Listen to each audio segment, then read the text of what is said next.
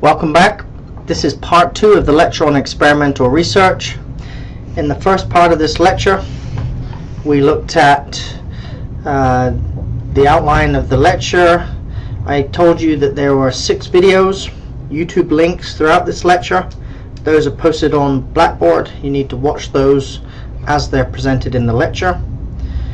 We talked about what was experimental research, introduced internal, external validity, and the threats to those, which led us to this slide where we're beginning to look at different experimental designs. So designs are the variety of ways a research study may be structured or conducted. And Campbell and Stanley, who we saw in the last few slides, they presented the advantages and disadvantages of many types of designs in terms of how they each control threats to validity. So as we move through these next several slides, I'm using these terms and these letters to signify these terms. If you see an R, that's going to mean random assignment of subjects to groups or random selection of people to be in the study. O is going to mean an observation or test, and T will be some kind of treatment, and each line will represent a group. So I'll explain that as we move through these different types of studies. So all we're doing is looking at some different types of experimental designs. Some of them are termed pre-experimental, some are called true experimental. I don't necessarily want to get into all that stuff because I don't think it's that important for an undergraduate research class, but I do want you to recognize some of the different types of designs that fall under the experimental research design umbrella. The simplest type of design is called a one-shot study, and this is how we're going to signify this: a T and an O. Recall that T is a treatment, O is an observation. So here we just have one group, there's a treatment, and then there's an observation. Now, as you might imagine, this probably isn't that effective.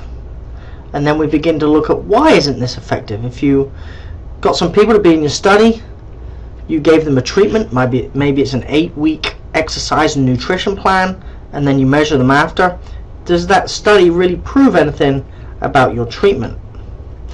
So let's say I pick 40 students from this class and put them through a 10-week fitness program, and I measure their fitness at the end of the week. How effective really is that study? Probably not too effective. Doesn't really tell us if there was any improvement, doesn't compare that treatment, that 10-week program against anything else. So that's rarely used because of all the threats to internal and external validity. So another type of design is the one group pre-test post-test design.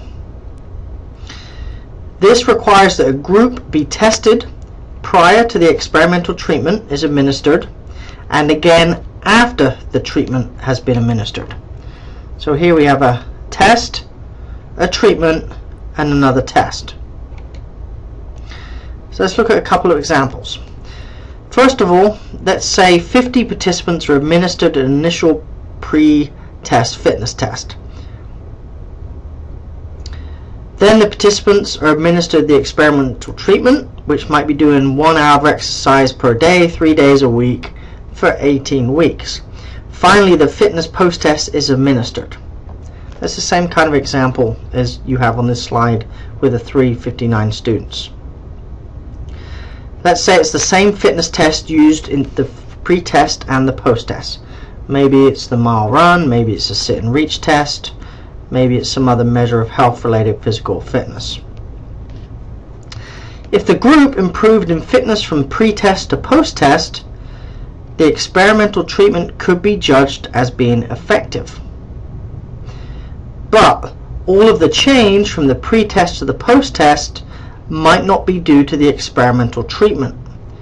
The change could be due to, partially or totally, due to the following threats to validity: history, maturation, testing, instrumentation, selection, and maturation, or a combination of some of those factors.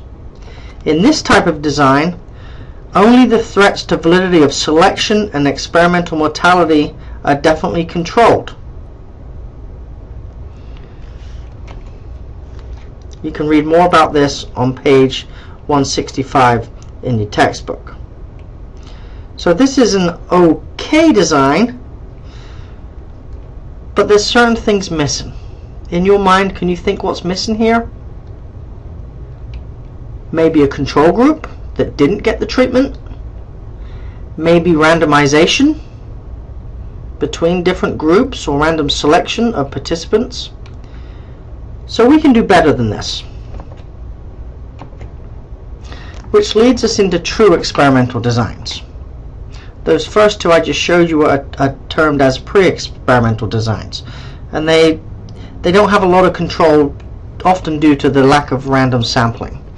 So true experimental designs are the best type of research design because they control a lot of the threats to internal validity, and they utilize random selection of participants and random assignments to groups.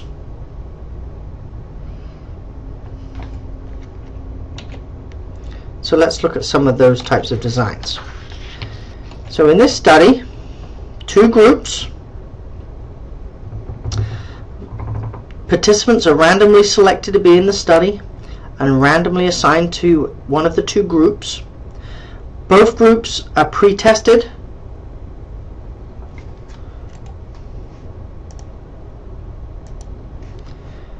Both groups are pre-tested right here. The treatment group gets a treatment, whether it's a 10-week exercise course or some other type of treatment, and then they're post-tested. The control group is pre-tested, 10 weeks goes by, and then they're post-tested. The key here is that there was randomization in the study. So if there were 100 people selected from a population, randomly selected from a population, and we've talked about ways to do that, they would then randomly be assigned 50 into each of these two groups. So this study allows us to do a few things. It allows us to determine how much change there was over time, and then we begin to think about how we would analyze this. So how would you analyze this? Because we can use statistics to do this. Well, you will see later in this course that there's a few different things we can look at here. First of all, we can compare these two scores to each other, and then we could compare these two scores to each other, kind of setting up a box, a 2x2 box, where we'd have group A, this is group A, group B, which is the control group, group B, pre, excuse my terrible writing on here, it's hard with this mouse, post, and then we'd have a mean for those 50 in each of these boxes. So let's say it's something simple such as how many push-ups they can do in 1 minute. Well, maybe group A, in the pre-test, the average of the 50 people was 12. After their 10-week strength conditioning program, the average was 18. They improved, yay. This group started off, their average was 11, and at the end of it, they were at 12. Well, there's things we can do here. This type of design is actually called a 2x2 repeated measures, because it's pre to post, ANOVA. and we'll look at these types of statistical analysis at the end of this course.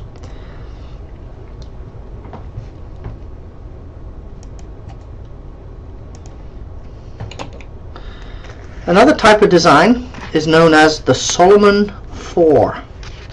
Interesting name, right? I assume it was named after someone called Solomon. Now I definitely want you to watch this video that I've put onto Blackboard, because it does a nice job of explaining the Solomon 4. But here's what it looks like. And it's very, I almost said famous, well it kind of is famous. It's very popular in research terms because it controls a lot of the threats to internal and external validity. So you can see here there's 4 groups. 1, 2, 3, 4. Participants are randomly selected and randomly assigned to each of those groups. And then one group is pre-tested, they get a treatment, they're post-tested. Another group just gets the pre-test and the post-test with no treatment. Another group doesn't get the pre-test, but it gets the treatment and the post-test. This group doesn't get anything until the post-test. So by a combination of these 4 things, it takes care of a lot of those threats to internal validity. It controls for the effect of the pre-test by adding this 3rd group. A major drawback of this is the sample size. Say we had 100 people, we had a lot of power and we had 50 in 2 groups. Now those 100 people are separated into 4 groups, so 25 per group. So that's a Solomon 4. Check out the video. It's a cartoon video. It's not hard to watch, but I think it does a nice job of explaining the power of the Solomon 4 design. Quasi-experimental designs. Let's talk about those in this slide. Quasi-experimental designs, they're okay as long as the researcher understands what the designs do not control. These designs lack either random sampling of participants or random assignment of participants to groups. However, they're much stronger than the pre-experimental designs that we looked at 3 or 4 slides ago.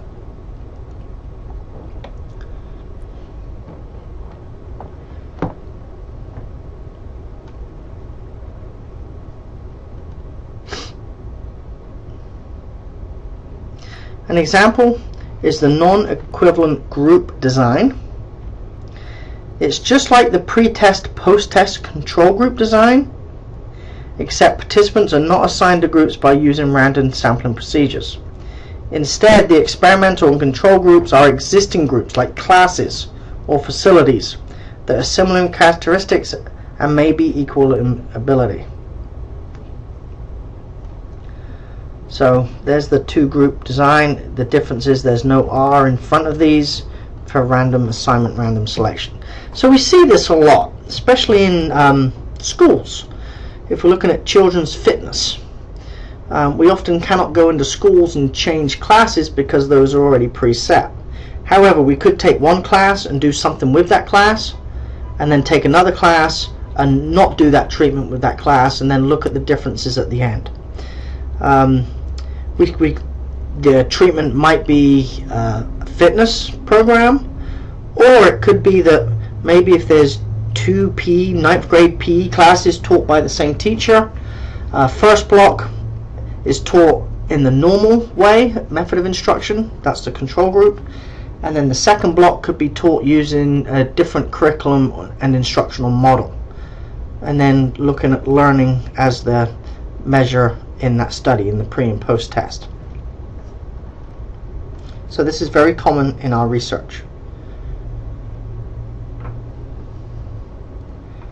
So that's a few designs, and we'll look at some more as we move through these next few weeks. So control is very important in experimental studies, because if we don't have control, then we do not have good internal validity. So when the researcher wants to control the effect of all variables except the experimental variable or the independent variable, we need to come up with other ways to control those variables. We can do this with physical manipulation, such as the environment, the amount of sleep people get, food intake, drug use, stimulation, stress, exercise, training. And we can use selective manipulation. This is when we try to gain control and try to be selective in our manipulation to try and increase the likelihood that treatment groups are similar in certain characteristics before we even begin the study. So we put people into different groups based on certain characteristics to try and make things equal on these extraneous variables before we even begin our study.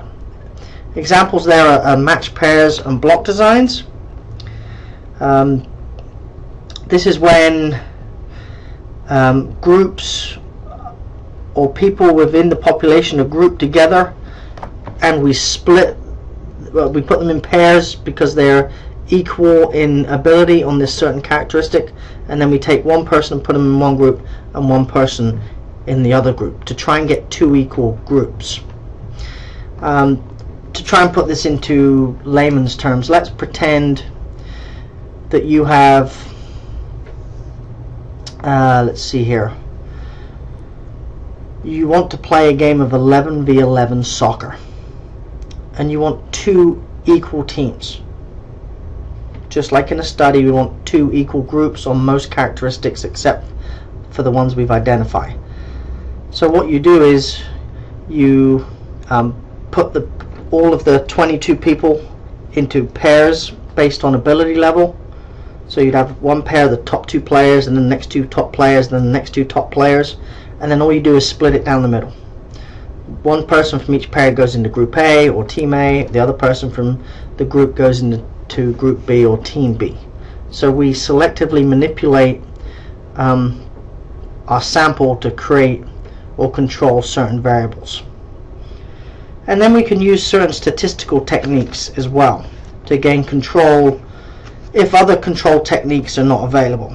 And this goes beyond this a wee bit. It starts talking about ANCOVA, which is a statistical technique to gain control by adjusting for initial differences amongst the groups. So we can do some magic things with stats to do that. So we kind of talked about this already. I jumped ahead of myself a little bit, but let's go back to it anyway. Physical manipulation controls extraneous variables. This is where a researcher attempts to control all aspects of the research except the treatment. We talk about sleep, food, drug intake, stress, exercise, practice. It can be difficult to control all variables, and there's some things that we absolutely cannot control. Selective manipulation, I think we've talked about that enough. I don't need to go back over that. And then statistical techniques. This is when we can use statistical wizardry to control for any differences ahead of time and build that into our final analysis. Alright, the last part of this lecture looks at common sources of error. So this is when some sources of error, we identify sources of error that can cause the results of a research study to be incorrect.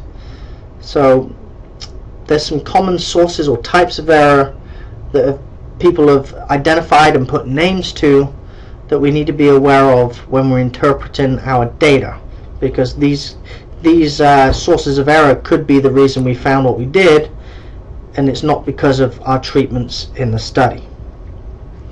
These are pretty interesting too. Some examples include the Hawthorne effect, the placebo effect, the John Henry effect, the rating effect, and the experimenter bias effect.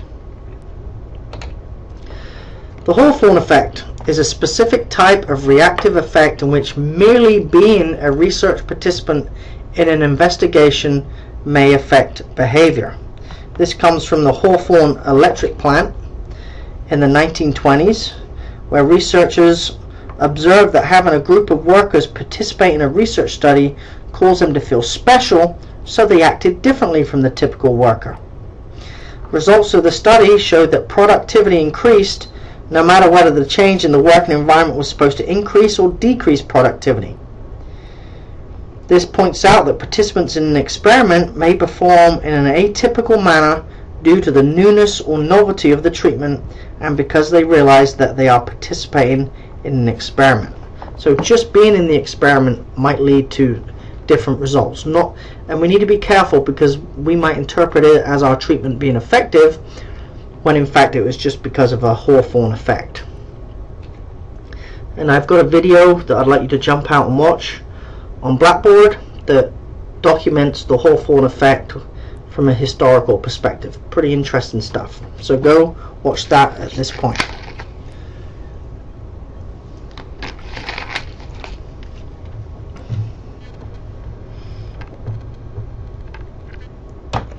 Okay, hopefully you just watched the Hawthorne effect video.